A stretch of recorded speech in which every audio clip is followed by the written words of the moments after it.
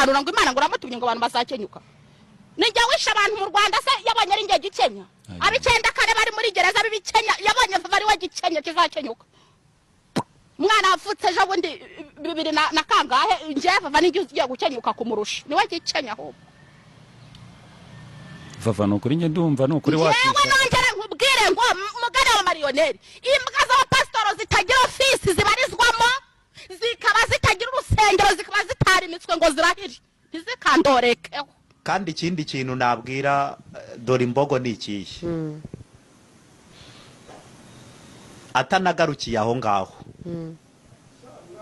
vuba bidatinze ariho umwuka wo gukenyuka numamagara sinzitaba nureba nabi tugahura naramukanye kamere tuzanamerana nabi yampaye kimwe nuriya mugore wa mugore nguhaye gasopo umuhenye ngiye nguhaye gasopo niba uvi wawe ugatesha urubyaro rwawe n'umugabo wawe ukaza kwiri gukora abantu nkaho wafashe abantu nka zahabu mu kanwa kawe ngenda kwisabye kandi tuze kunera umwaka muri uko kwa mbere ubona vava yakenyuka kuko mwabivuze oya ariko niba mu pastor Imana yamubwiye yakiwere ware niba ukiza uzakibwire ngo vava yaravuze ngo ntago azakenyuka kuko wabivuze yego nyagasa